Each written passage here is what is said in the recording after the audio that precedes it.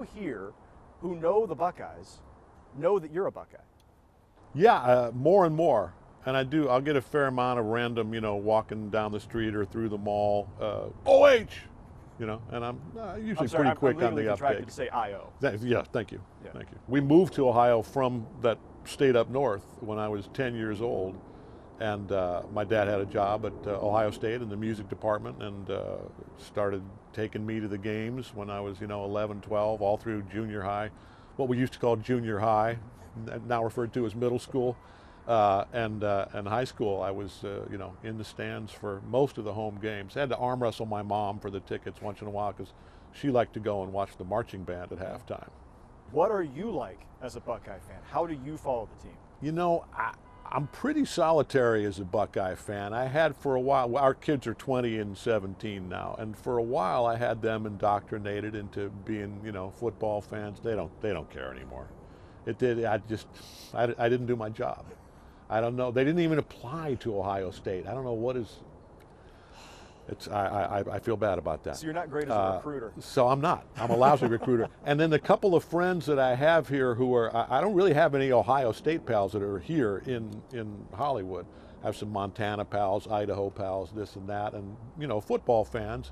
And I would watch some Ohio State games once in a while with those guys. But if we lose, and I'm watching it with my friend Bill, who went to the University of Idaho, I'm not going to watch the next game with my friend Bill because we lost. Right. So clearly he's a bad luck. It's Bill's fault. So I watch Ohio State games by myself upstairs in our house, usually on the DVR because I can't take the stress, so I wait until the game like an hour old so I can fast forward through all the commercials and, just hunker down and act like I'm a coach on the team and, like I'm feeling all that pressure, like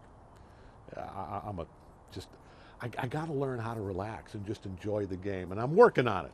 I'm working on just enjoying it instead of being stressed out about it. You know how many Buckeye fans actually relax and watch the game? 0.0. Yeah, 0. Yeah. No one does that. I don't know. It's too important. It is. It's weirdly important. It's culturally a matter of fact. So you lived other places growing up, and obviously you were from the state up north, and so you had other places to develop. Why do you think the Ohio State culture, why do you think you connected with that culture where you carried it with you your whole life?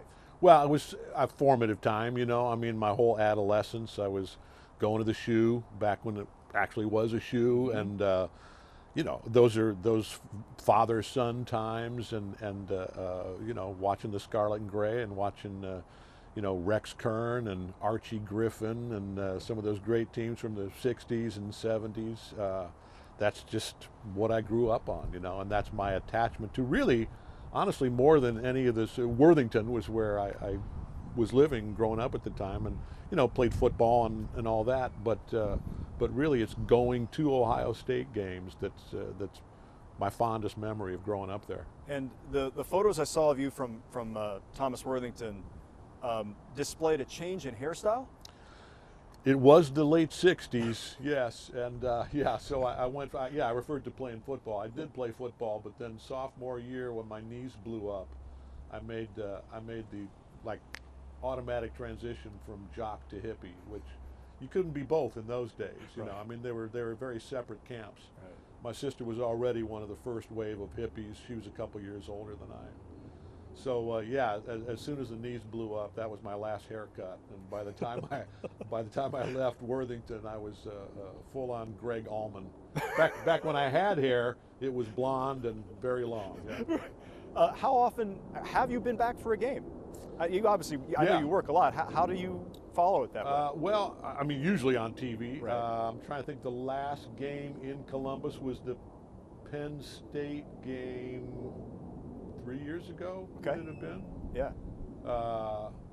And that was one of my my best buddy from my oldest friend in the world is an Ohio State alum, and his 3 brothers and sister are all Ohio State alums. We have a year-round email chain going about college football, and he and I had the opportunity at that game to get our photo taken with a fellow named Archie Griffin that people may or may not be familiar with. That He was worked pretty out. exciting. Yeah, He was fine. yeah, he was all right. That was actually my favorite trophy from 4 years ago or whatever it was, when I was getting a trophy every week for Whiplash. Yeah.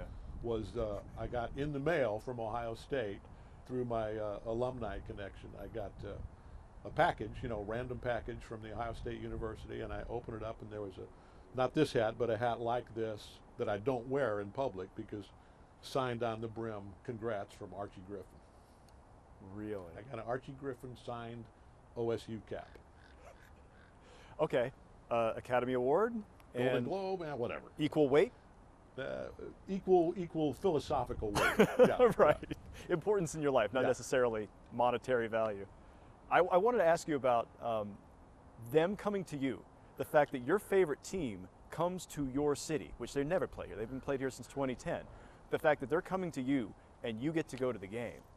Measure your excitement for January 1st. Oh, it's a beautiful thing. I get to go to the game without getting on an airplane. Yeah. I mean, that's great. And two of my Lang buddies, OSU alums, are coming down for the game.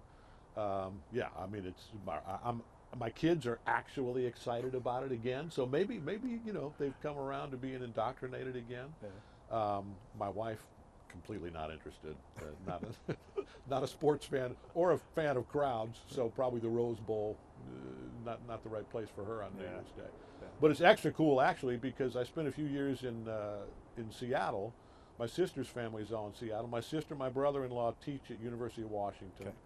Niece and nephew graduated from University of Washington, so there's some serious bragging rights at stake here. No doubt. Although my brother-in-law, also a big Buckeye fan, so go figure. Smart man. Yeah. He's fine. My curiosity is this: for somebody who grew up in the Midwest and you just kind of found a passion of yours and you chased it out here.